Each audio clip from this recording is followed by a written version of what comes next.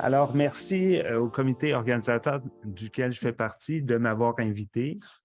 Aujourd'hui, on m'a demandé de parler des céphalées secondaires à certaines maladies vasculaires. Donc, il y a des conditions vasculaires qui causent des céphalées et c'est ce dont je vais parler aujourd'hui. J'ai des conflits d'intérêts potentiels, mais il n'y a aucun de ces conflits-là qui est directement lié au contenu qui sera présenté. Les objectifs de la présentation sont les suivants. D'abord, reconnaître les symptômes d'alerte d'une céphalée qui justifie une investigation urgente. Deuxièmement, détailler le diagnostic différentiel d'une céphalée qu'on appelle en coup de tonnerre, donc une céphalée qui est brutale. Ensuite, identifier les symptômes qui sont associés à certaines des maladies artérielles dont je parlais, j'en ai sélectionné 3.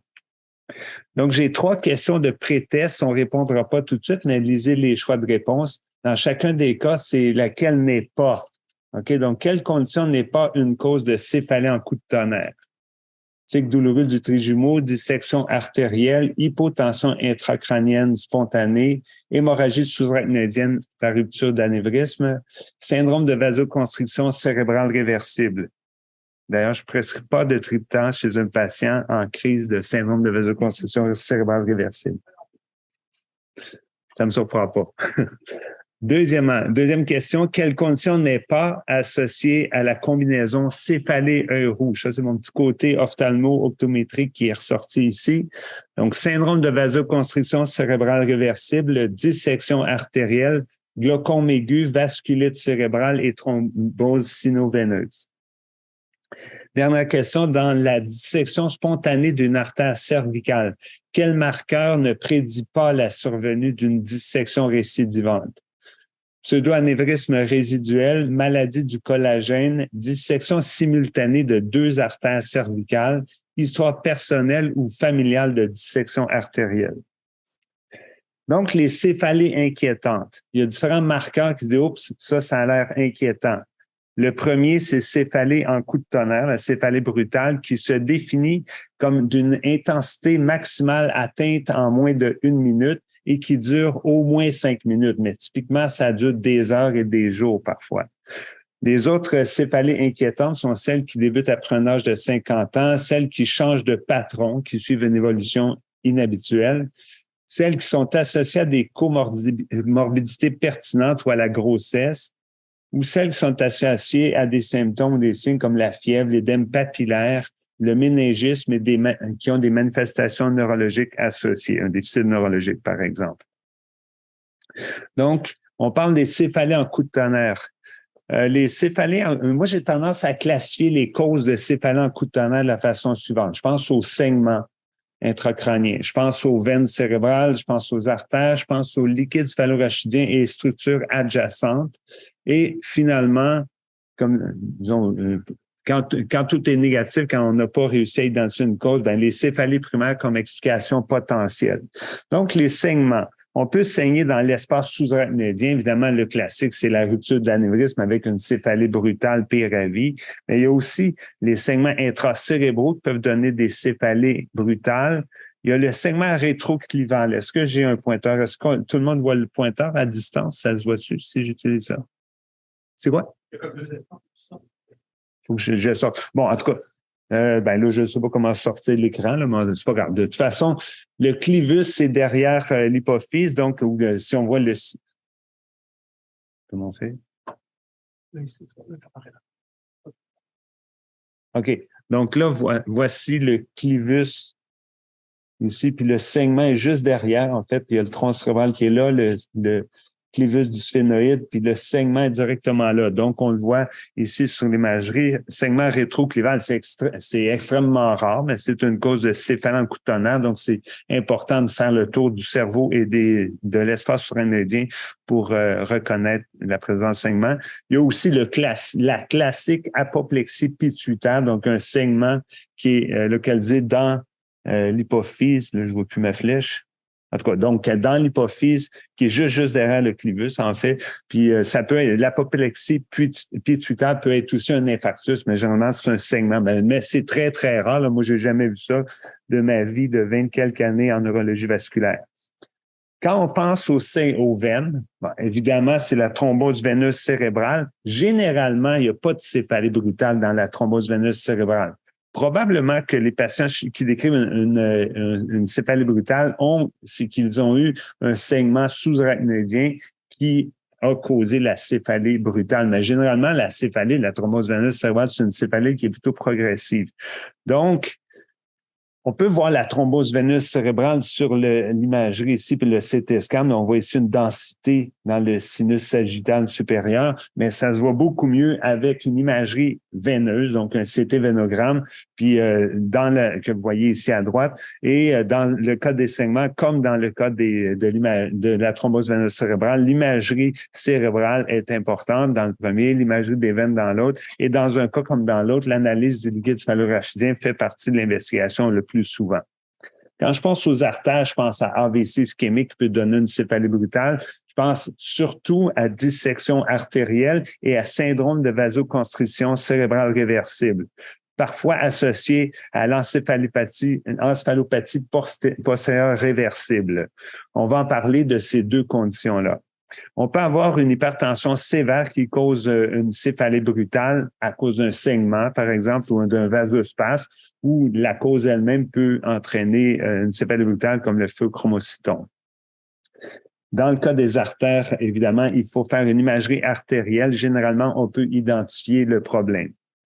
En pensant au liquide céphalorachidien, l'hypotension intracrânienne donne une céphalée brutale quand le patient se lève en orthostation.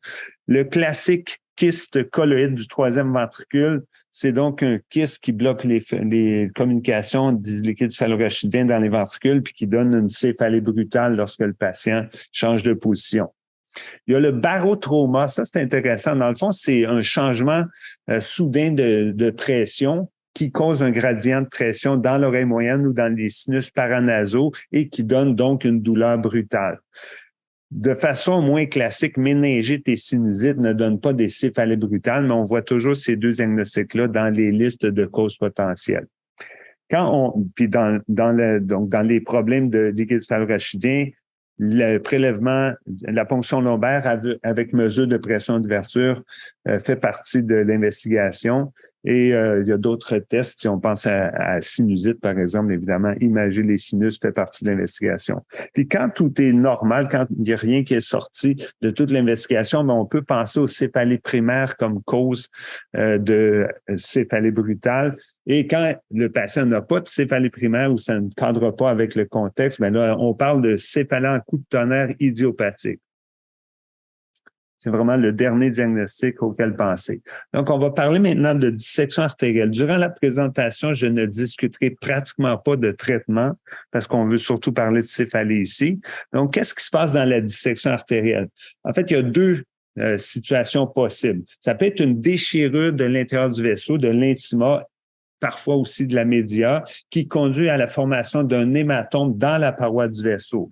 L'hématome, ou l'inverse, il peut y avoir un hématome dans la paroi du vaisseau qui conduit à la déchirure de l'intima. Alors, il peut y avoir une guérison sans complication. Parfois, la distension des structures du vasa nervorum, en particulier, peut donner la douleur en regard du vaisseau disséqué. Parfois, il y a un soulèvement intimal qui bloque en partie ou complètement la lumière ou sur lequel peut se former un thrombus qui explique AVC ou AIT ischémique. Lorsqu'il y a une déchirure de la média aussi, il ne reste plus que l'adventice qui contient le vaisseau et son hématome. Donc, il y a un bombement de l'adventice qui donne un pseudo-anévrisme. Il peut y avoir une rupture de l'adventice, donner un saignement cervical ou intracrânien. Ou bien le bombement lui-même peut simplement comprimer les structures adjacentes et comprimer en particulier des nerfs crâniens dont on va parler bientôt. Donc, les manifestations cliniques du patient avec dissection artérielle sont la douleur. 75% des patients ont de la douleur. La douleur peut être en regard de l'artère, mais plus souvent au niveau crânien, facial ou crânien. Donc, 75% des patients rapportent une douleur. 2/3 des patients auront des symptômes ischémiques, soit une ischémie cérébrale, AVC ou AIT, ou une ischémie oculaire, amorose fugace, neuropathie optique ischémique et infarctus rétinien. 25% des patients vont rapporter un tinnitus. C'est simplement qu'avec le soulèvement intimal, il y a de la turbulence, un flot sanguin turbulent, puis le patient l'entend lorsqu'il s'agit d'une dissection carotidienne, parce que la carotide passe tout près de l'oreille interne. Ensuite, l'atteinte sympathique cervicale peut causer le syndrome de Claude Bernard Horner sans anhydrose, donc il y a un myosis, une ptose du côté de la carotide disséquée. C'est présent chez le tiers des patients. Donc, c'est important, en tout cas, d'exclure le Claude Bernard Horner.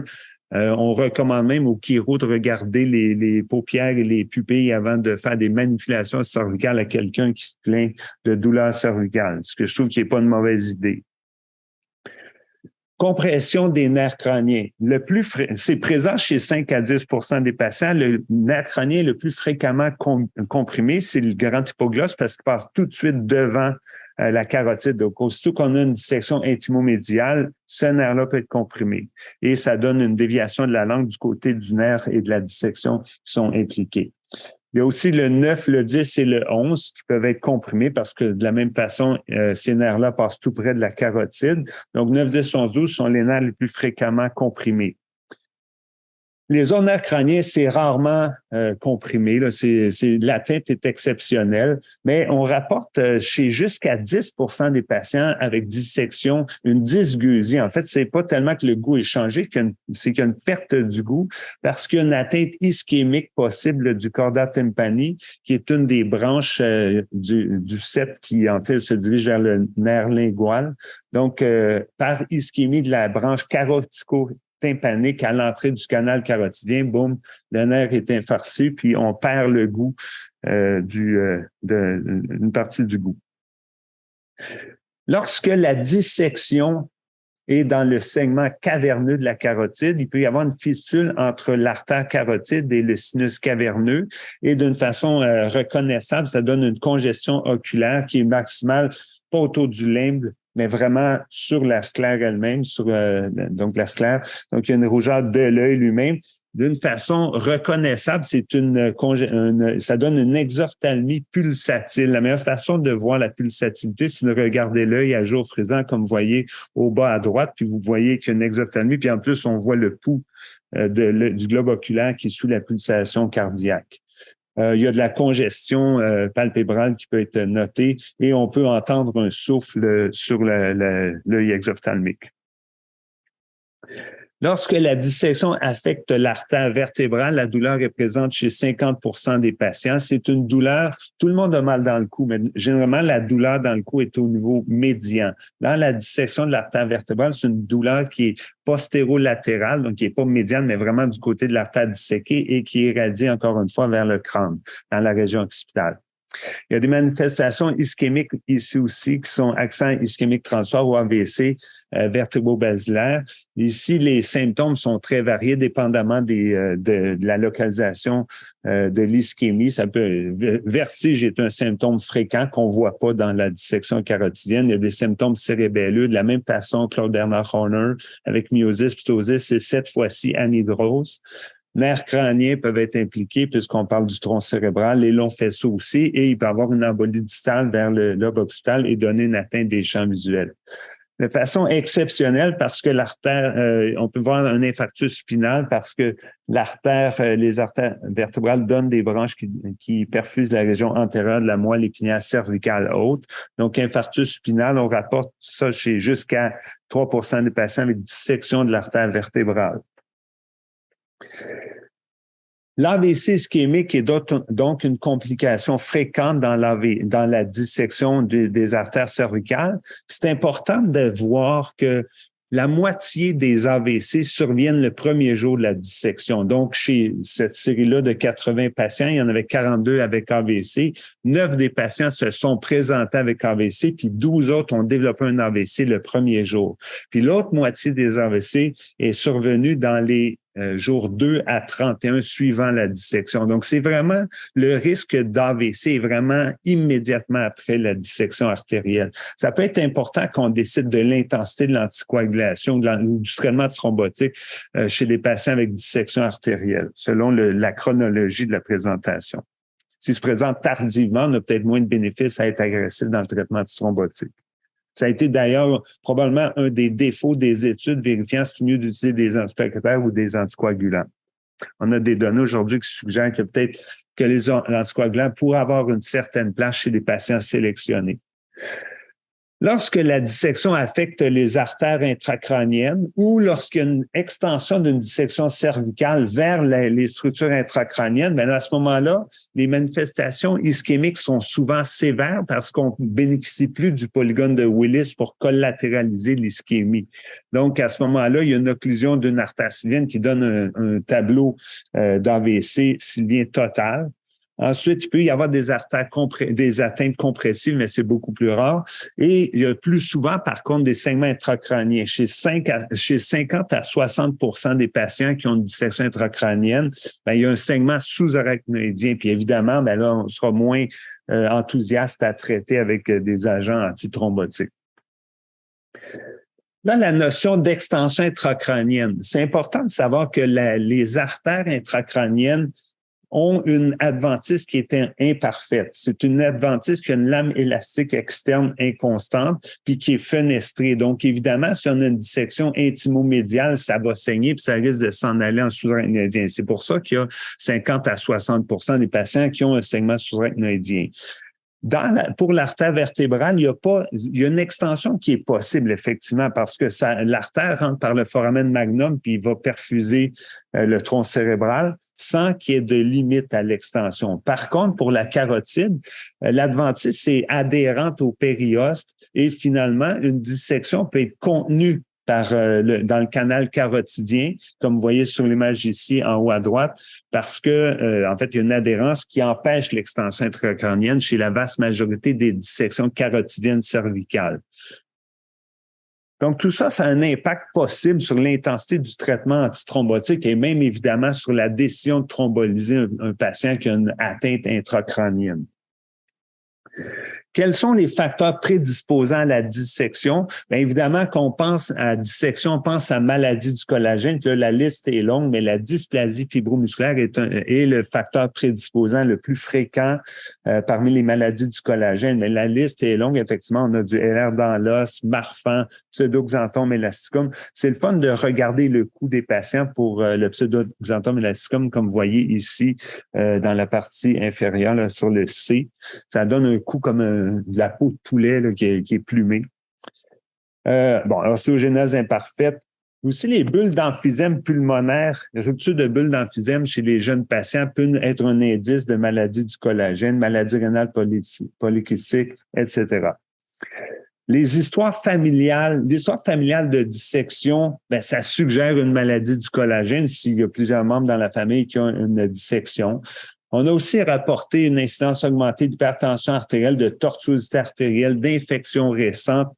Vasculite, ça affaiblit la paroi du vaisseau, ça peut facilement disséquer, que la vasculite soit infectieuse ou non.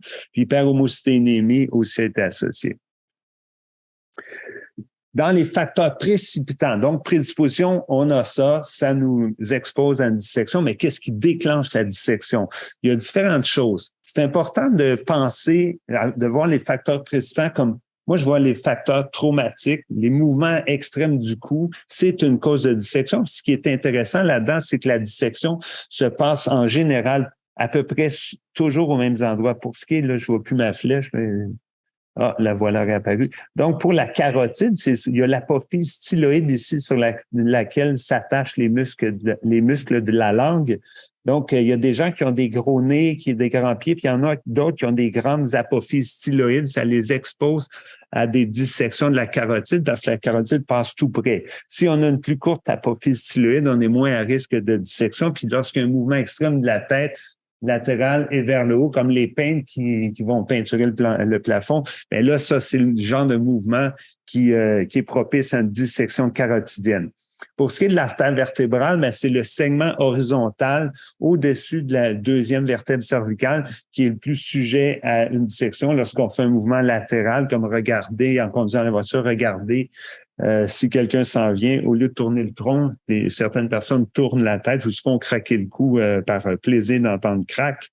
Donc ça, c'est une bonne raison de faire une dissection de l'artère vertébrale avec les complications dont on a parlé. Trauma direct, ben là, à ce moment-là, la dissection va se faire là où le traumatisme a eu lieu. Là. C'est sûr que dans la dissection vertébrale, ça ne sera pas nécessairement au-dessus de la deuxième vertèbre cervicale si le patient est tombé et a reçu un coup un peu plus bas dans le cou. Vasospasme, valsalva aussi sont des causes de dissection, des facteurs précipitants à la dissection artérielle. Bon, comment on trouve le diagnostic? En imagerie vasculaire, il y a des changements qui sont spécifiques. L'image classique, c'est vous voyez sur la photo A, la sténose en queue de rat ou en flamme lorsqu'il y a une occlusion au bout de la sténose. Puis parfois, avec la queue de rat, au bout de la queue, il y a une perle distale. Donc, c'est ce que vous voyez sur la flèche rouge. On peut voir aussi le soulèvement intimal. Donc, si on fait une coupe axiale de l'artère, on peut voir ici je vais essayer de vous le montrer avec la flèche, on peut voir le flap, le soulèvement intimal qui avec la fausse lumière ici et la vraie lumière. En IRM T1 avec saturation de graisse, on voit le signe du croissant, c'est l'hématome dans la paroi. C'est le fun d'avoir cet hématome, qu'on puisse imaginer cet hématome-là. En particulier, si il y a une occlusion de l'artère, ben, le fait de démontrer qu'il y a un hématome dans la paroi supporte le diagnostic de dissection artérielle. L'hématome change, les caractéristiques radiologiques de l'hématome changent en fonction du temps. Donc, c'est certain que c'est important de considérer le temps depuis la dissection pour interpréter l'imagerie. Puis, pour une chose intéressante du point de vue anatomique, une dissection, c'est pas une ligne droite, c'est spiralé un peu comme un ruban de barbier. Donc, si on suit les coupes sur des différentes coupes successives sur un vaisseau sanguin, on voit que le croissant tourne dans l'artère. C'est une curiosité, là, mais je trouve ça toujours le fun de regarder ça. Bon, il y a des changements non spécifiques aussi. Des pseudo-anévrismes. Donc, quand on a une dissection intimo-médiale, ben, le pseudo-anévrisme qui comprime les structures adjacentes peut être imagé tel que l'illustre la figure A.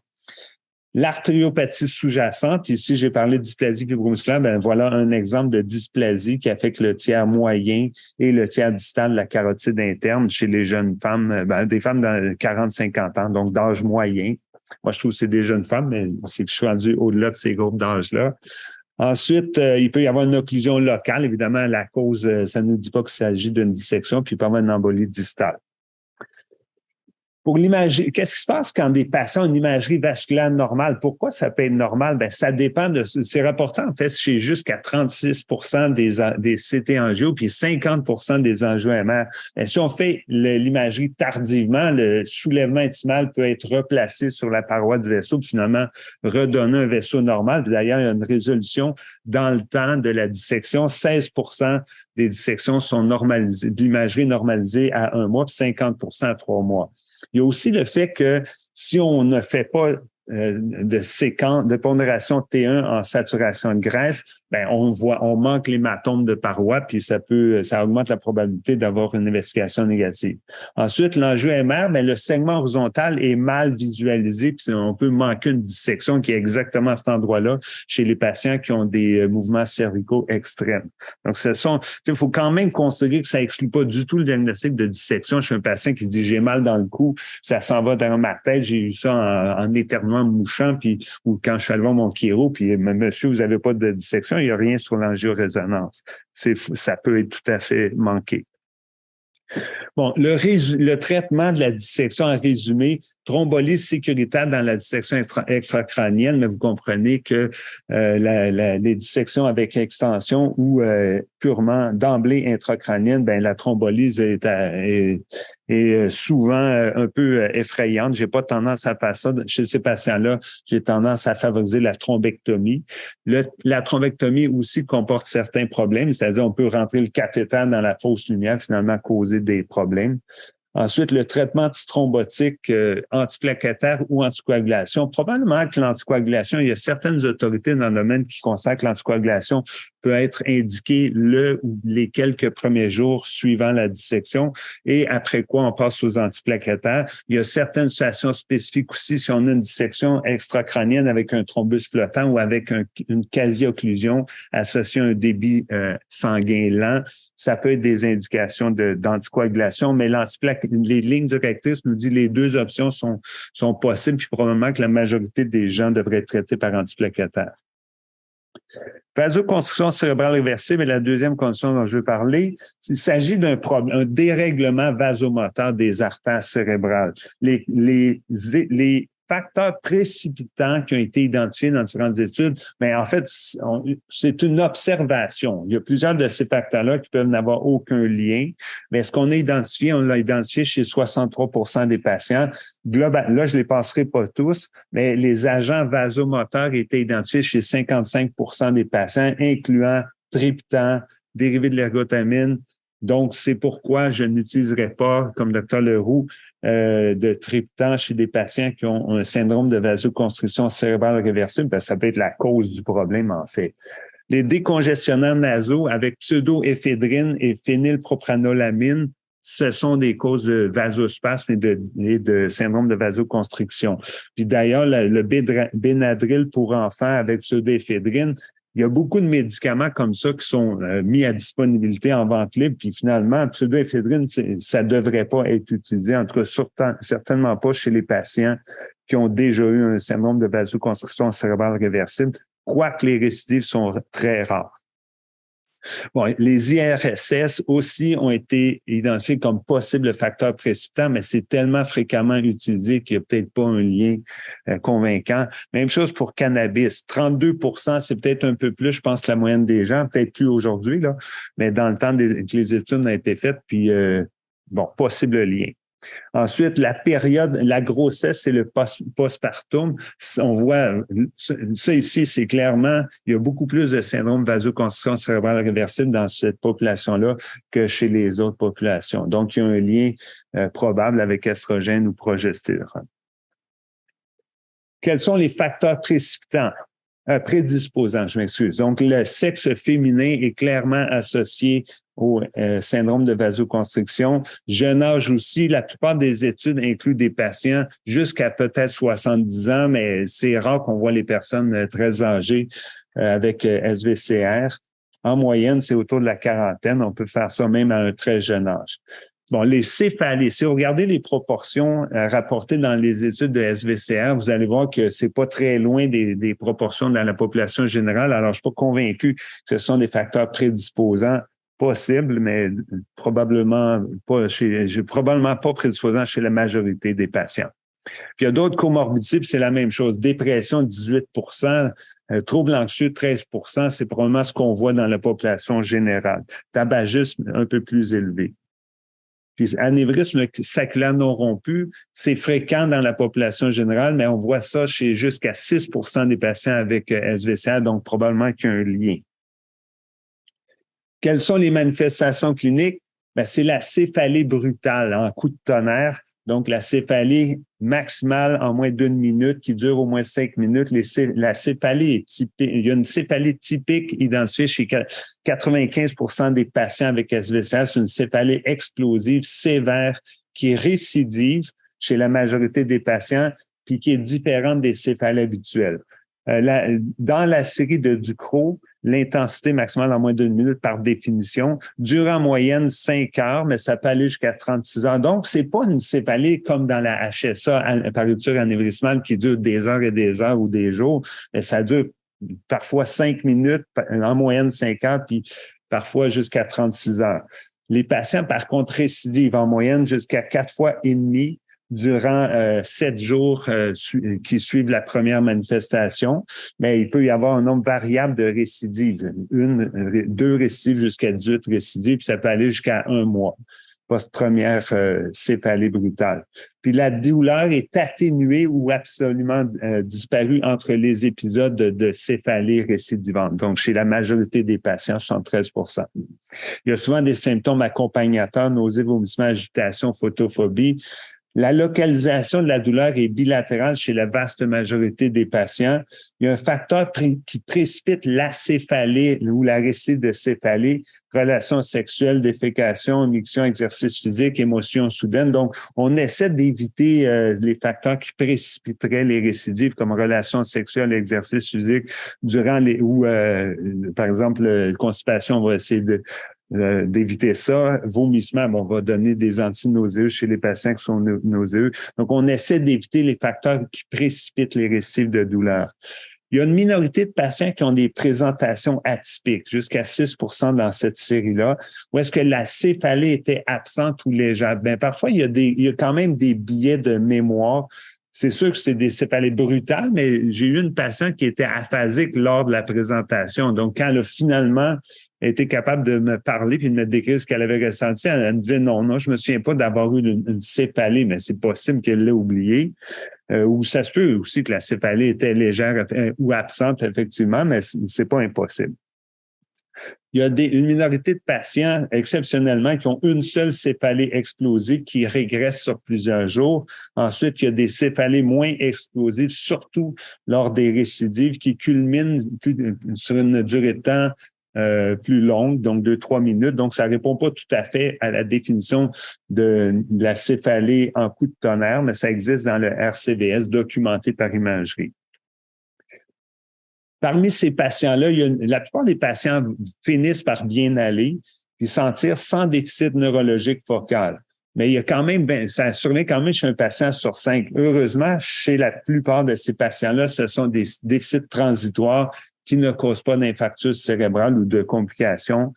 Il y a 7% des patients quand même qui développent un AVC hémorragique ou ischémique, ou bien qui développent un syndrome de Press, c'est-à-dire une encéphalopathie réversible postérieure. En fait, c'est de l'édème. Dans le RCBS, c'est un problème vasomoteur, donc la média, et dans le Press, c'est une dysfonction endothéliale qui permet un édème vasogène.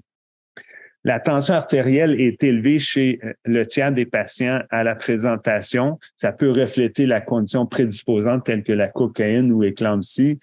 Spontanément, la pression se normalise avec le temps. Mais il y a, chez des patients avec PRESS, la pression peut être élevée, mais elle peut être normale aussi lorsqu'un PRESS s'additionne au syndrome de vasoconstriction cérébrale réversible. Puis l'atteinte d'autres organes dans l'hypertension est exceptionnelle parce que c'est quand même pas une pression très élevée chez la majorité des patients. La convulsion est présente chez seulement 3% des patients avec RCVS et en général, il y a une convulsion puis il n'y a pas de récidive. C'est vraiment inhabituel que le patient récidive. En imagerie, qu'est-ce qu'on voit? Ben, à la présentation, un patient sur 2 aura une résonance magnétique anormale et la proportion augmente à 75% en cours de suivi. Plus souvent, les femmes que les hommes auront une résonance magnétique anormale. On peut voir une HSA non anévrismale, c'est-à-dire l'hémorragie sous-arachnoïdienne est à la haute convexité. C'est pas un endroit habituel pour les anévrismes saculaires qui sont autour du polygone de Willis. Donc, s'il y a du sang à la haute convexité, c'est probablement chez un jeune patient avec une céphalée brutale, un syndrome de vasoconstriction cérébrale réversible. C'est d'ailleurs la première cause d'hémorragie sous-arachnoïdienne de la haute convexité chez les jeunes. Chez les plus vieux, c'est l'angiopathie amyloïde cérébrale. Le sang est en petite quantité, puis en imagerie artérielle, on voit les spasmes artériels, mais le sang n'est pas à l'endroit où sont les spasmes artériels. Au contraste, ce qui contraste avec le vasospasme dû à une rupture anévrismale, le sang colocalise avec le vasospasme. Puis en plus, si le patient par hasard a un anévrisme intracérébral, un anévrisme saculaire, ben le segment est à l'autre convexité, puis l'anévrisme est en bas au niveau du polygone de Willis. Donc, on le sait que c'est pas ça qui a saigné. Donc, le PRESS, vous en voyez un ici sur l'image, la deuxième image, c'est de l'édème vasogène qui tend à être localisé dans la partie postérieure de l'encéphale. Généralement, les patients ont une tension élevée, mais elle peut être normale chez jusqu'à la moitié des patients.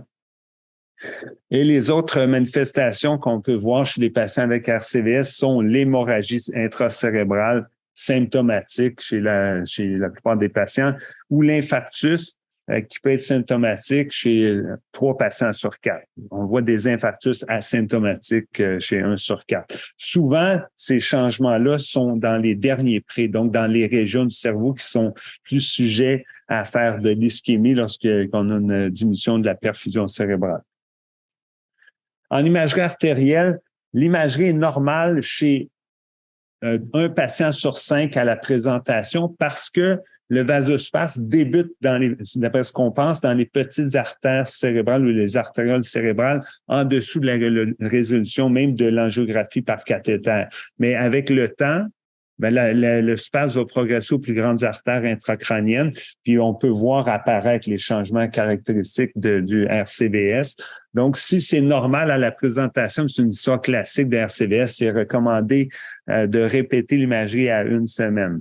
Ce qu'on voit en imagerie artérielle, ce sont des sténoses multifocales, multisegmentaires, comme vous voyez ici. On dirait qu'il y a quelqu'un qui écrase le vaisseau sanguin, qui prend le vaisseau dans sa main. C'est un peu différent de ce qu'on voit dans la vasculite cérébrale, qui donne de toute façon pas des céphalées brutales, mais des céphalées progressives ou de longue haleine. Puis les sténoses sont plus fusiformes, reflétant l'inflammation de la paroi plutôt qu'un vasospasme. Puis, par définition, pour appeler ça un RCVS, donc réversible, il faut prouver la réversibilité.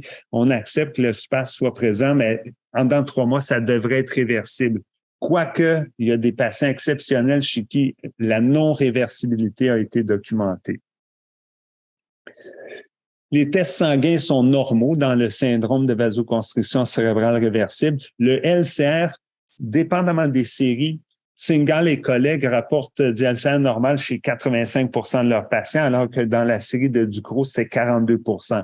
Mais lorsqu'il y avait des anomalies, c'est une discrète augmentation des globules blancs, en moyenne à 12, et une augmentation qui reste quand même modérée chez la majorité, légère ou modérée chez la majorité des patients, avec en moyenne 0,59 grammes par litre de protéines.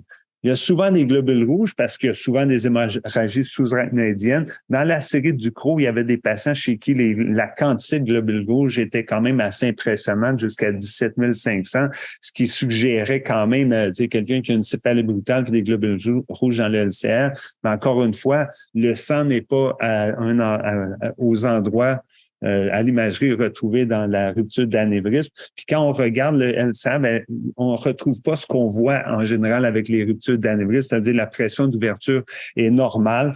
Il n'y a pas d'exanthochromie, puis il n'y a pas de chute. Il y a pas le décompte habituel, le changement avec le décompte. Il y a, un changement avec le décompte habituel entre le tube 1 et 4. Bon, les éléments clés du diagnostic, céphalent coup de tonnerre, unique ou récidivante, plus souvent récidivante, absence d'HSA anévrismal, imagerie cérébrale normale ou typique, puis imagerie artérielle documentant la vasoconstriction segmentaire. Il existe un score RCVS2 qui aide à poser le diagnostic. Je vais aller un petit peu plus vite. Bon, les traitements du RCVS, c'est éviter les facteurs précipitants, cibler une tension artérielle pas trop élevée, mais on veut pas baisser trop la pression chez les patients qui ont une tension artérielle un peu élevée parce que ces patients-là souffrent de hypoperfusion dans les territoires vasospasmés. Exceptionnellement, on a besoin d'utiliser des agents vasodilatateurs. Puis la nimodipine n'a pas été démontrée utile pour le devenir de ces patients-là. Donc, il y a beaucoup d'autorités comme Singal qui n'utilisent pas la nimodipine. Chez des patients qui récidivent des symptômes ischémiques ou hémorragiques malgré les interventions mentionnées, on pourrait utiliser l'intervention par voie intra-artérielle, soit injection d'agents vasodilatateurs intra-artériels ou angioplastie par ballonnet. Dernière chose dont je voulais parler, c'est la thrombose veineuse cérébrale. Alors, On divise les veines cérébrales ou les sinus cérébraux en réseaux superficiels qui drainent les lobes et en réseaux profonds qui drainent les nourrices centraux en particulier. Puis il y a aussi le sinus caverneux qui est derrière, en fait, en regard adjacent à l'hypophyse. Dans la thrombose veineuse cérébrale, on peut avoir un syndrome du sinus caverneux avec une atteinte des nerfs oculomoteurs 5.1, 5.2 et une atteinte et une exophthalmie, mais il n'y a pas de pulsatilité ici. Dans la thrombose des sinus, il y a un trouble de résorption du LCA, donc ça peut conduire à une hypertension intracrânienne. S'il y a congestion ou thrombose d'une veine corticale, à ce moment-là, on voit de l'édème apparaître, on peut voir hémorragie ou infarctus cérébral, mais l'infarctus est exceptionnel. C'est beaucoup plus souvent de l'édème qu'un véritable infarctus. Un peu comme si une insuffisance veineuse, on n'a pas un infarctus des jambes, on a les jambes enflées. C'est la même chose au cerveau. Il peut y avoir donc en conséquence hypertension intracrânienne à cause de l'édème cérébral aussi, encéphalopathie subaiguë, convulsion ou déficit neurologique focal. Dans les études, vous voyez que l'âge était jeune, hein, un médiane dans ISCVT, 37 ans. La majorité des patients avaient en bas de 50 ans dans l'étude VENOST.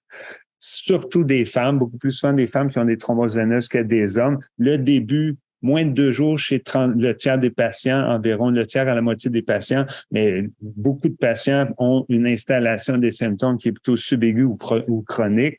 Et la céphalée est progressive. Coup de tonnage chez seulement 2 à 8 %, probablement, comme je le disais tout à l'heure, chez ceux qui saignent. Il y a une atteinte de l'état d'éveil ou des fonctions cognitives chez à peu près un patient sur 5 et ça reflète chez une proportion de l'hypertension intracrânienne, raison pour laquelle il y a une atteinte visuelle par édème papillaire. Il peut y avoir aussi une neuropathie crânienne chez une minorité de patients. Les convulsions sont quand même assez fréquentes dans la thrombose veineuse cérébrale. C'est associé surtout à une atteinte des veines corticales ou une conséquence sur l'encéphale d'une thrombose du sinus sagittal supérieur. Ensuite, les déficits neurologiques focaux aussi sont fréquents lorsqu'il y a une atteinte du parenchyme cérébral. Donc, vous voyez que cette image-là est clairement distincte de l'AVC ischémique. Il y a aussi d'autres éléments qui nous aident à distinguer thrombose veineuse versus AVC ischémique. Par exemple, l'AVC ischémique est associé aux facteurs de risque vasculaire ou aux maladies cardiaques ou artérielles, alors que dans la thrombose veineuse, la triade de Virchow donne la cause de la thrombose veineuse cérébrale. En imagerie, on voit un édème vasogène, alors que dans l'infarctus, c'est un édème cytotoxique, donc c'est pas en doigt de gant, mais dans la thrombose veineuse, c'est un édème en doigt de gant. Dans l'AVC artériel, c'est un édème incluant le cortex. Le diagnostic peut être difficile parce que la thrombose veineuse cérébrale est rare, affecte des jeunes patients avec des symptômes typiquement progressifs et non spécifiques. Donc, c'est quand même important d'y penser. Puis le CT scan est souvent normal à la présentation. Si, par exemple, il y a simplement une thrombose sinus sagittale supérieure, à ce moment-là, le scan peut être tout à fait normal. Donc, c'est important de penser à imager les vaisseaux sanguins, les veines au cerveau quand on a une clinique qui suggère ça. C'est d'autant plus important que si on fait rien, le pronostic peut être catastrophique chez une proportion de patients, alors que si on traite les patients, le pronostic est très favorable chez la vaste majorité des patients, ce qui est complètement le contraire dans l'AVC artériel. En investigation, les dédimats sont peu utiles parce qu'ils sont insuffisamment sensibles comme test de dépistage. Et en fait, quand le test est positif, on le sait déjà qu'il y a une thrombose veineuse cérébrale parce que le patient a une thrombose très extensive. Donc, les éléments de l'investigation, imager le cerveau, imager le réseau veineux et faire le diagnostic étiologique.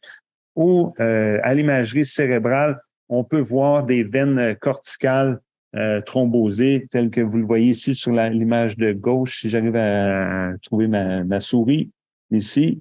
On peut voir aussi de la même façon le signe de la corde, le même signe qu'ici, ici dans le sinus latéral, donc thrombose du sinus. On peut voir le signe du delta dense. Et si on met du contraste, on peut voir le contraste passer de chaque côté du thrombus et le signe du delta vide. On peut voir l'édème cérébral ou plus ou moins infarctus, mais parfois aussi et souvent, en fait, un peu d'hémorragie dans tout ça. Congestion veineuse et flot collatéral, comme vous voyez dans l'image B, et la HSA juxtacorticale, qui est une autre cause de saignement à la haute convexité, thrombose veineuse cérébrale, comme le RCBS. L'imagerie veineuse, ben, on voit l'absence d'imagerie sur l'un des sinus. Ici, il y avait un sinus thrombosé, probablement ici à l'horizontale, ici sur le sinus sagittal supérieur. L'investigation étiologique, triade de Virchow, donc on pense aux causes de stase sanguin, état prothrombotique. Donc là, on y va large parce que ce sont les veines. Donc, facteur 5, les dunes, mutation de la prothrombine, déficit ou dysfonction antithrombine, protéine C, protéine S. Tous les tests d'antiphospholipides, puis dépendamment de la clinique, on rajoute d'autres tests. Puis dommages sino-veineux dans certaines circonstances comme vasculite ou infection des structures adjacentes. Et important de savoir, c'est pas parce qu'un patient a un facteur 5 les dunes que voici la cause, c'est terminé, parce que cause multiple est identifiée chez environ 45% des patients avec thrombose veineuse cérébrale. Donc, c'est important de faire une investigation complète si on veut prévenir une récidive. Le traitement, en fait, il y a 4 objectifs dans le traitement: stabiliser le patient, la douleur, vomissement, etc. Arrêter la progression. Puis ici, c'est l'héparine, même en présence de saignement intracérébral, l'héparine permet de limiter l'extension et contribue à la recanalisation, puisqu'on parle d'un thrombus un peu fragile ou friable, donc ça permet de recanaliser. Normaliser la pression intracrânienne. Par expérience, c'est vraiment tout le temps ça qui fait défaut dans la prise en charge des patients. Puis c'est pour ça que les patients avec thrombose veineuse cérébrale gardent des séquelles, c'est qu'ils perdent de la vision. Neuropathie optique à cause d'hypertension intracrânienne. Alors, faites-vous ami avec votre ophtalmologue dans votre hôpital parce que on n'est pas payé pour regarder les fundis, mais l'ophtalmo est équipé, dilaté, puis peut dire, OK, ça a changé, ça progresse, prendre des photos, compare une journée et l'autre, puis augmenter l'acétazolamide ou le Diamox, ou non, on garde la même dose, ou on peut réduire, etc. Puis parfois, c'est malgré le traitement, c'est insuffisant. Alors, il faut parfois faire une déviation ventriculo-péritonale ou ventriculo-externe. Donc, faites-vous ami avec votre ophtalmologue parce que c'est un allié dans la prise en charge de ces patients-là. Puis évidemment, traiter la cause fait partie du traitement lui-même. Donc, combien de temps on anticoagule? Ça dépend. S'il y a une cause réversible puis on l'a renversé, 3 à 6 mois. Si c'est idiopathique, on dit 6 à 12 mois. S'il y a une thrombophilie qu'on dit légère, et là, c'est pas défini qu'est-ce qu'une thrombophilie légère. Alors, 6 à 12 mois. Puis quand on a des thrombophilies sévères, par exemple, une combinaison de facteur 5 Leiden avec une mutation de la prothrombine, là, je constate, ou avec un syndrome astrophospholipide, ou même le syndrome astrophospholipide lui-même est une cause de thrombophilie sévère, là, à ce moment-là, c'est une anticoagulation à vie. Donc, on revient aux questions. Quelle condition n'est pas une cause de céphalie en coup de tonnerre? C'est le tic douloureux du trijumeau parce que c'est pas une céphalie, c'est une douleur faciale. Puis dans le tic douloureux, c'est une douleur qui est très brève. OK, je pense que la réponse est déjà en bas. OK, donc deuxième, vous pouvez répondre sans regarder la réponse, mais je vous l'ai dit. Tandis que toutes les autres, dissection artérielle, hypotension intracrânienne, HSA anévrismale, RCVS, sont des causes de douleur en coup de tonnerre, de céphalie en coup de tonnerre. Quelle condition n'est pas associée à la combinaison céphalée-œil rouge, RCVS? Oui. OK. Donc,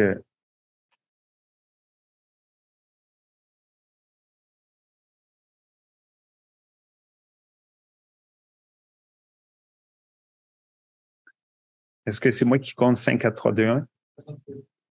OK.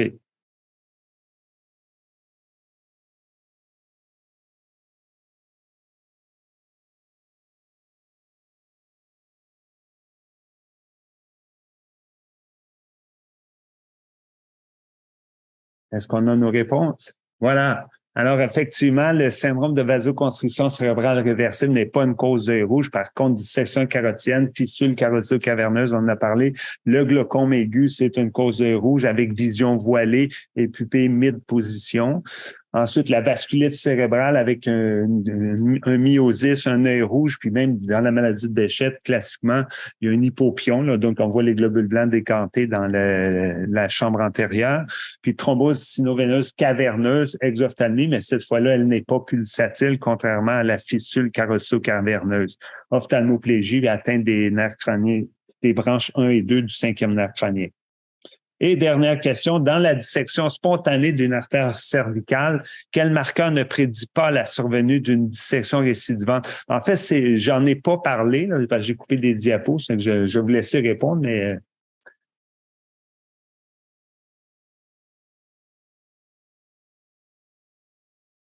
j'en ai parlé un peu indirectement.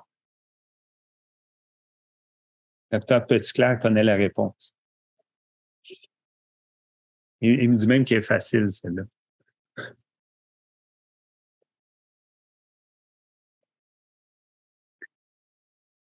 Alors, effectivement, le pseudo-anévrisme résiduel ne prédit pas la dissection. Il y a quand même une proportion jusqu'à 15% des patients qui restent avec un pseudo-anévrisme. En général, il n'y a aucune conséquence sauf compression des structures locales et de la douleur probablement associée à la distorsion du vasa nervorum, mais ça ne prédit pas la récidive, alors une faiblesse, un problème de collagène, maladie connue, une dissection simultanée dans 2 artères cervicales ou une histoire personnelle ou familiale de dissection artérielle, bien ça prédit la récidive. Puis c'est une question que les jeunes patients demandent souvent. Hey, j'ai eu un AVC à 22 ans à cause d'une dissection. C'est quoi mon avenir? Bien, le risque de récidive est 1 à 2% par année en moyenne. Mais ça, c'est tiré vers le haut, surtout par les patients qui ont une prédisposition à une atteinte du collagène. Ceux qui n'ont pas d'atteinte du collagène, on peut les rassurer en disant c'est certainement en bas d'1% par année,